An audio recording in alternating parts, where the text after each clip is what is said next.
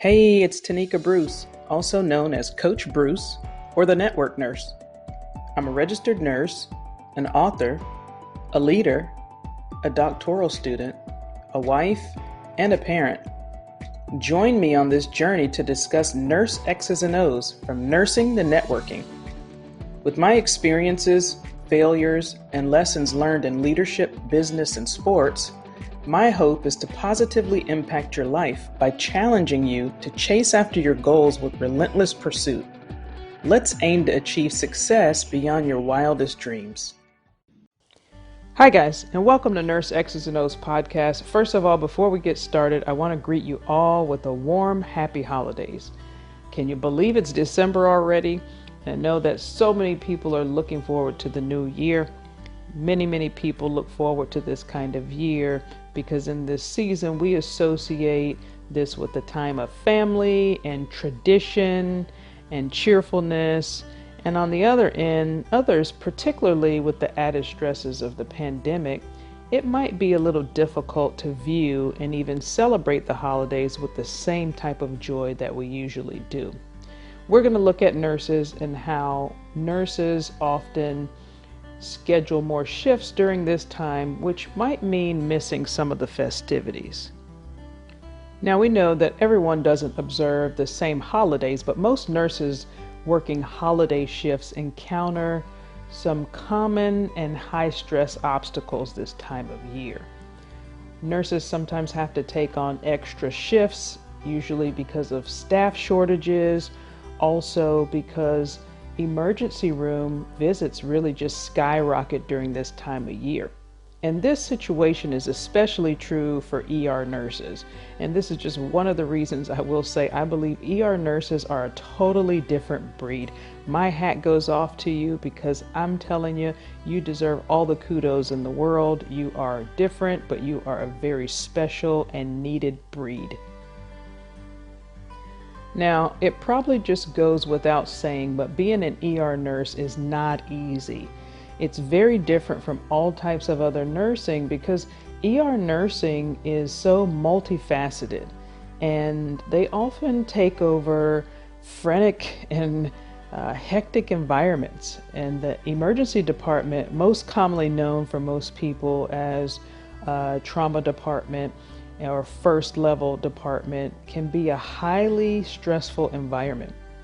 ER nurses really have to do a lot of things. They provide rapid assessment and rapid treatment to patients in the early stages of illness or trauma, or often in life-threatening situations.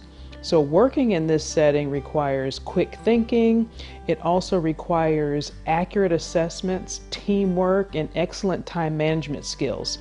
And ER nurses carry this huge responsibility and expectation, and they're faced with a lot of different disturbing and sometimes distressing situations. And simply put, working in emergencies is not for the faint of heart. Now, in any shift, emergency nurses need to be prepared to deal with so many different medical situations. They may be caused by various factors, including illness, injury, drugs, alcohol, crime, car accidents, fighting, poisoning, heart attack, stroke, and there's so many more. So aside from providing acute and attentive medical treatment, emergency nurses act as translators. They also act as advisors and educators and assistants and therapists. So they have to remain calm. They have to be in control, yet authoritative positioning is very important. And at the other end, they have to be reassuring. They have to be friendly, and they have to do this all while remaining professional no matter what. And regardless of what they're doing, some of the most common traits of ER nurses are also emotionally stable and compassionate and empathetic. Now, they may not be that way at home, but at work, they have these traits and qualities in addition to having effective communication skills. That's very important. Leadership skills and attention to detail. These are things that an ER nurse encompasses, and sometimes that's not required in different areas of nursing. And there are also moments when ER nurses themselves face danger because they have to deal with patients affected by things such as shock or drugs, alcohol, or those that may have serious mental health conditions. So they can all be very unpredictable. So if you look at it, it can be aggressive, it can be abusive, or even violent situations that they have to encounter. So people that are highly stressed can also act in a lot of unpredictable ways, especially if they're concerned about themselves or their loved ones.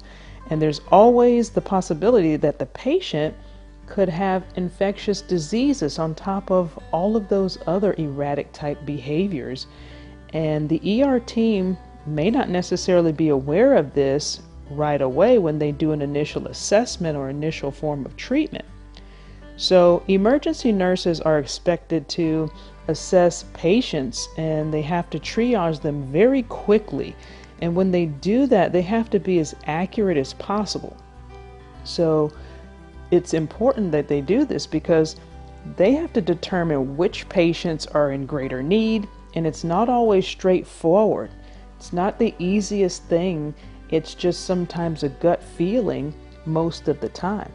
But limited time and resources are also important in this because it's a necessity that their assessment is fast, quick, and accurate.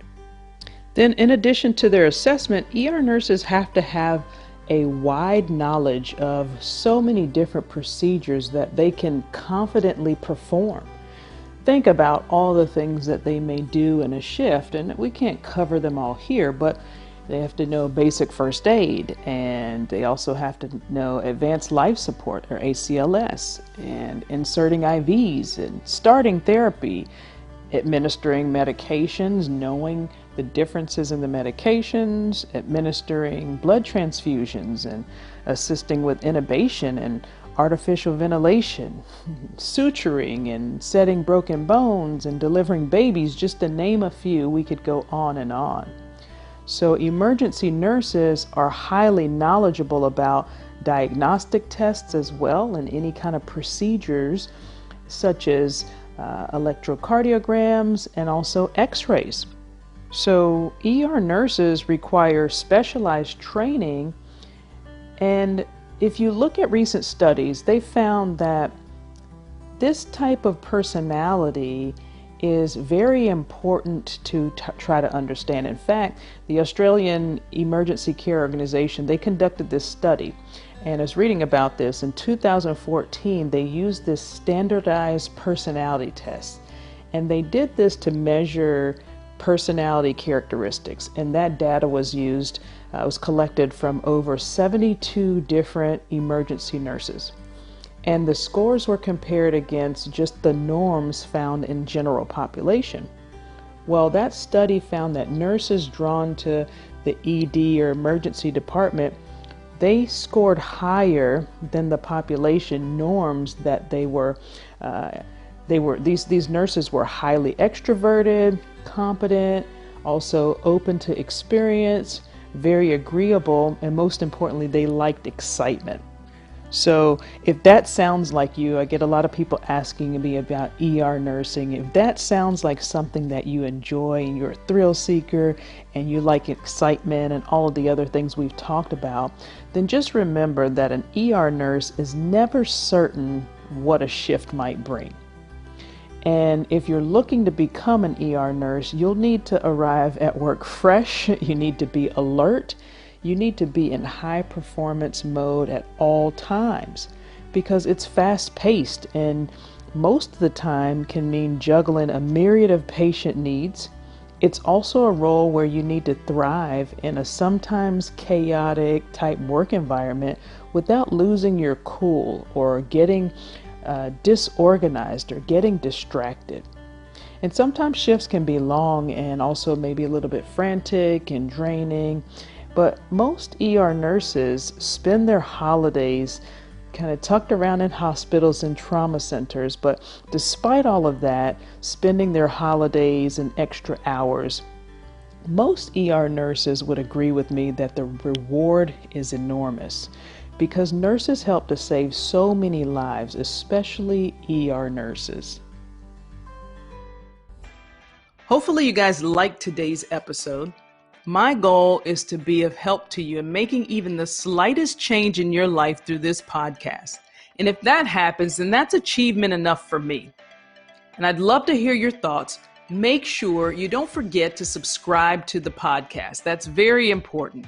And also connect with me on my social media pages. And if you want to know more about me, please visit tonikabruce.com. Now, there's always 3 things that you need to do in between now and the next episode. 1, don't forget to share it with your friends and family. 2, know when the next episode will be. And number 3, win your day.